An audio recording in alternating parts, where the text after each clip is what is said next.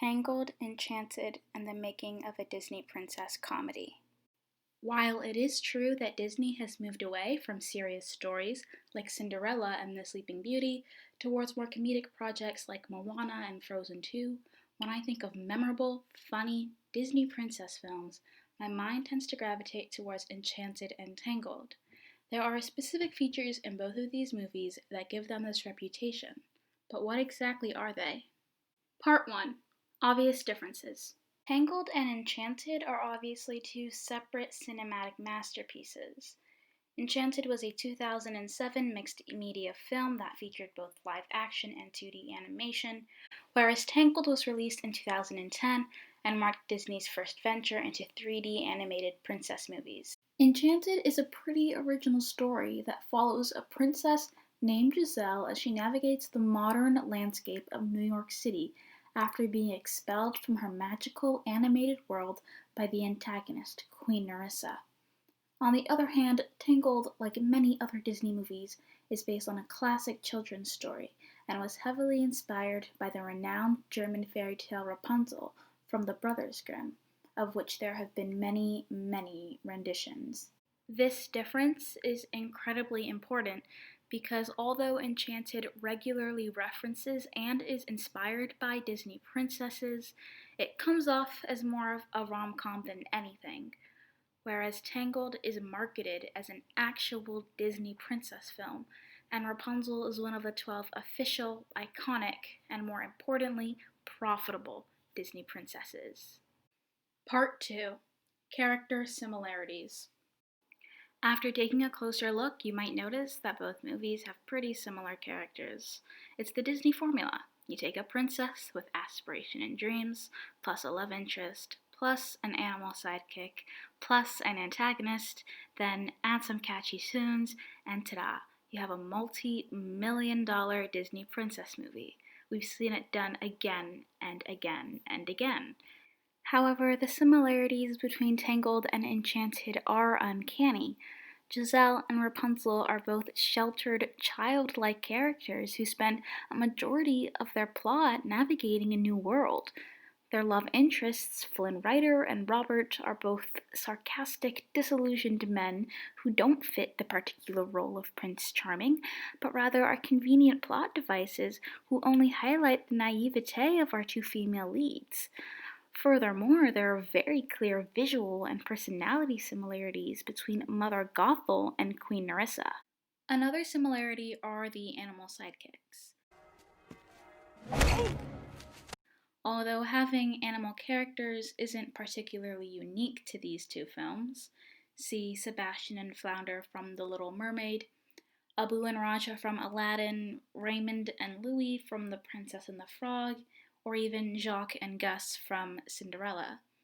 However, it isn't often that these characters have a significant amount of screen time or even their own B-plots.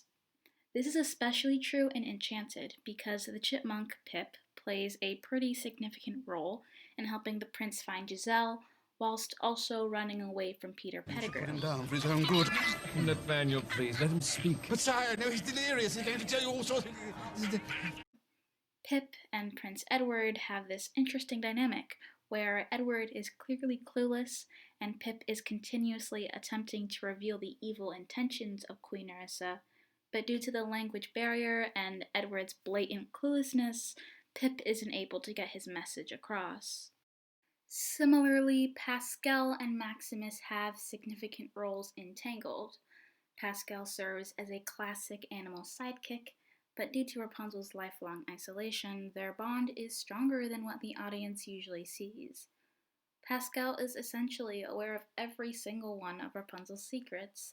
He's constantly by her side and is always willing to protect and aid her throughout their adventures. Whilst watching the movie, I could tell how much effort animators put into making Pascal a well-rounded character, and they did the same with Maximus. Maximus is essentially the main focus of the subplot. He's an overachieving soldier chasing after a criminal, but in the body of a horse. The amount of emotion Maximus displays is amazing, considering, unlike Sebastian or Flounder, he doesn't speak English. On a side note, The increased focus on these nonverbal animal sidekicks is also a great tactic for Disney to appeal to international audiences. Young children who watch the movie in English but can't read subtitles yet can easily identify with these characters. Part 3. What makes them different? There are several things that set Rapunzel and Giselle apart from the other Disney princesses. One obvious distinction is that neither Giselle nor Rapunzel marry royalty. Giselle ends up with Robert, a divorce lawyer, and Rapunzel marries Flynn, an orphan turned criminal. Another distinction is the clear lack of tragedy. It's no secret Disney has a problem with parents and parental figures, and by problem, I mean letting them live. Elsa and Anna are orphans, Cinderella lost her parents, Tiana lost her father, and there's plenty more where that came from. In Enchanted, Giselle doesn't appear to be dealing with any form of trauma. Similarly, both Rapunzel's parents are alive, and although she was kidnapped, it's not like she was grieving for 18 years. As the saying goes, ignorance is bliss. This lack of trauma can either help or hurt their characters. It can be argued that because Giselle has faced no real problems in her life, she is less complex and less well-rounded. Although that argument is valid, I think Giselle's backstory, or lack thereof, was done purposefully. At the end of the day, it's pretty obvious that Enchanted is essentially a mockery of every Disney princess up until that point. It continuously pokes fun and references many of the iconic princesses the audience grew up with. Giselle's perfect life only highlights the vapidness and lack of dimension in early Disney princesses, such as Snow White and Aurora. It simply exposed Disney's reliance on family trauma to create a character. Part 4. Why Giselle can't be a Disney princess. There are many characters that I personally believe should be considered Disney princesses. For example, Cusco from The Emperor's New Groove, or Kida from The Lost City of Atlantis. But it's quite obvious why these characters aren't part of Disney's official lineup. In order to be marketed as a Disney princess, there appear to be some qualifications that need to be met. A, the character must serve as a role model, and B, the character must be immediately recognizable to Disney's current target demographic. If you think about it, Giselle doesn't hit either of these requirements. Enchanted came out in 2007, and although it's considered PG, I'd say its target audience was an older demographic. Giselle's animated form is barely recognizable, because out of the film's 109-minute runtime, there's only 13 minutes of animation. What child in 2020 is going to remember a Disney princess who is only animated for 13 minutes in a movie that came out 13 years ago? Another issue besides the recognizability of Giselle is which dress to market her in. The princess dress is a quintessential part of the Disney brand.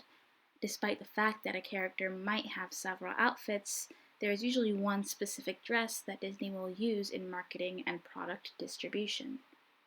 We associate Cinderella with the blue ball gown, although it's originally silver, Belle with the golden gown, and Tiana with her green wedding dress. Giselle's dress is harder to pinpoint. Typically, Disney uses the dress that marks a character's big transformation, like Tiana's wedding dress, for example, or a dress that the character spent the most time in, like Rapunzel's dress. Giselle was obviously a very fashionable character, so she had several wardrobe changes. The problem is, all of her dresses are equally as beautiful, iconic, and princess-like. The one dress of hers that marks a big transformation was the hideous purple thing that was used to show she is simulated into the regular world. The problem with that dress is that Disney can't necessarily sell it to little girls as a Halloween costume. This brings me to the topic of being a role model. In recent years, Disney has become more concerned with sending positive messages through their projects. Tiana taught children about work ethic, and Rapunzel taught them to follow their dreams. Enchanted's only message seems to be that workaholic parents need to loosen up and believe in a little magic. Although I love Giselle, she doesn't seem like much of a role model to me. Part 5. And they all lived happily ever after. If I learned anything while researching for this video, it's that Enchanted and Tangled are comparable, but not the same. Are they almost the same movie? Yes. But the slight nuances in tone and attitude set them apart. I also found a rumor that Tangled was originally pitched as a sequel to Enchanted, which totally makes sense. In conclusion, I miss 2D animation, Enchanted is underrated, and Amy Adams deserves an Oscar. Thanks for watching. Drop any suggestions, critiques, and questions in the comments, and I'll see you next time.